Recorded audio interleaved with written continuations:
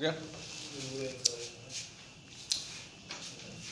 English today channel में फिर आपका एक बार से स्वागत है।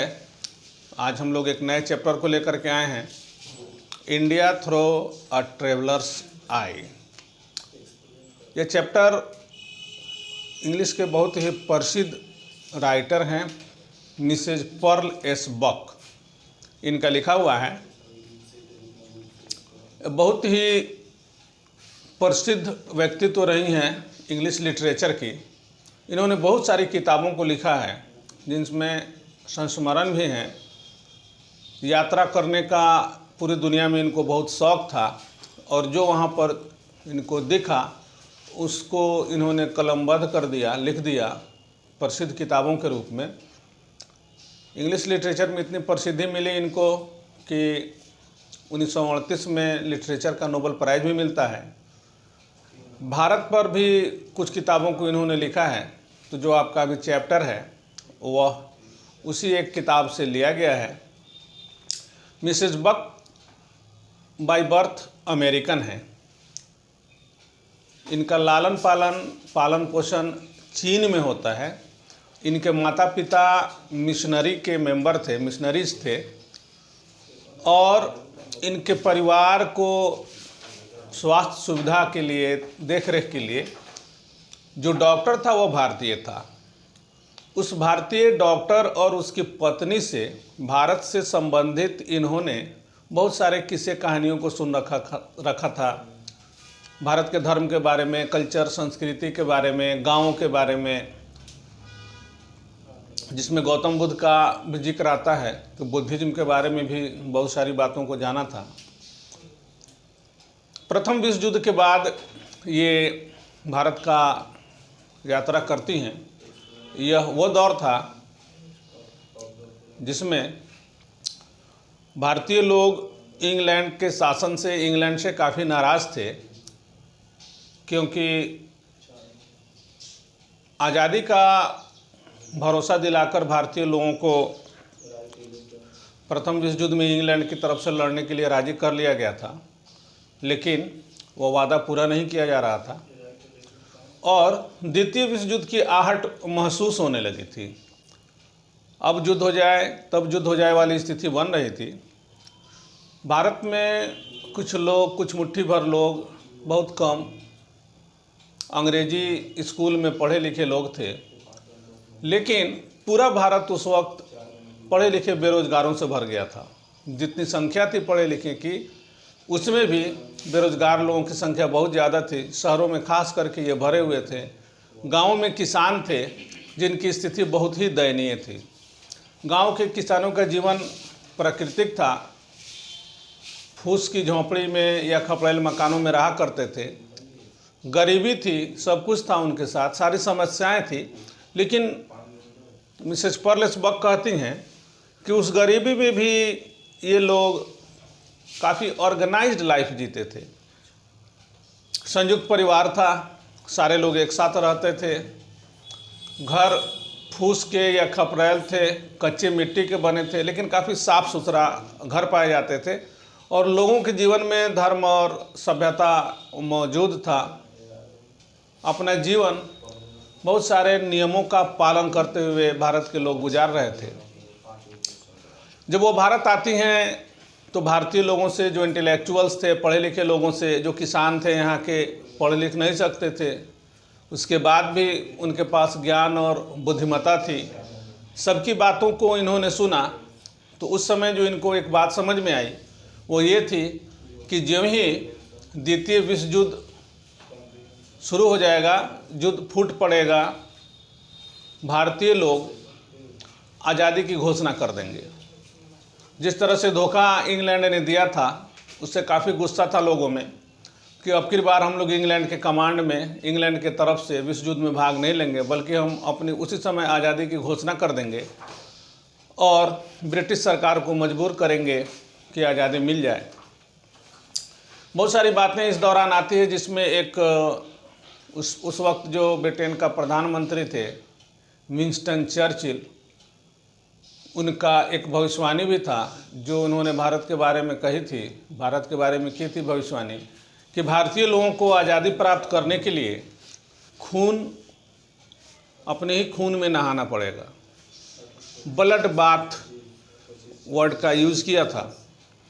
सारी बातें दिख रही थी और इनको एक और चीज़ दिखी कि गरीबी इतना ज़्यादा है यहाँ पर, बच्चे कुपोषित हैं, जीवन का स्तर काफ़ी निचले स्तर पर था, काफ़ी नीचे था। तो मिसेज बक कहती हैं कि अंग्रेज़ लोग जो अपने आप को इस पृथ्वी का सबसे अच्छे लोग मानते हैं, अपने आप को मानते हैं, दूसरे लोग भी मानते हैं, और इतने सालों का साम्राज्यवादी शासन रहा भारत में, उसके बाद भी यहाँ के बच्चे इस तरह से कुपोषित, यहाँ के लोग अशिक्षित, रोजगार का साधन नहीं, खेती बिल्कुल चौपट, सारी चीज़ें थी, प्राकृतिक संसाधन से प्रचुर देश था, मैन पावर भी था, लेकिन इन सारे बातों से फ़ायदा केवल जो साम्राज्यवादी शासक थे, इंग्लैंड था, उसको हो रहा था। भारतीय लोगों के लिए ऐसा कुछ नहीं था। उसी संदर्भ में इन्होंने जो लिखा है उसको एक समरी के रूप में आपके सामने लाया गया है, ज़रा उसको देखिए।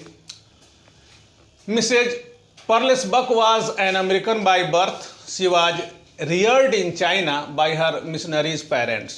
मिसेज बक जो थी बाई बर्थ अमेरिकन थी, अमेरिका की निवासी थी, लेकिन उनका लालन पालन, उनका पालन पोषण चाइना में होता है। The present piece is an extract from my several words. और ये जो समरी है जो आपके सिलेबस में है उसको एक किताब से लिया गया है। मिसेज बक का एक किताब है जिस किताब का नाम है my several words, which is a personal record of her life, जिसमें ये लगता है कि ये उनके अपना जो जीवन था, उस वक्त जो इनका जीवन चल रहा था, गुजर रहा था, उसका एक रिकॉर्ड है, लेखा जोखा है। It shows her love for the poorest people living in Indian villages. इस लेख में, इस भाग में ये दिखता है कि मिसेज पर्लेस बक भारतीय जो किसान थे, गरीब थे, उनसे बहुत ज़्यादा प्रेम था मिसेज बक को, जो किसान गाँवों में रहते थे। She was on a visit to India after world war first. प्रथम विश्व युद्ध के बाद वे भारत यात्रा पर आई थी। She says the Indian intellectuals they are restless to see India free. वो कह रही हैं कि भारत के जो बुद्धिजीवी थे, जो पढ़े लिखे लोग थे उस वक्त, वो भारत को आज़ाद देखने के लिए बिल्कुल बेचैन थे। The intellectuals of India they are truly understanding the importance of liberty. और ये बात भी कहती हैं कि ऐसा नहीं था कि बिल्कुल आज़ादी चाहते थे, किसी भी तरह की आज़ादी नहीं।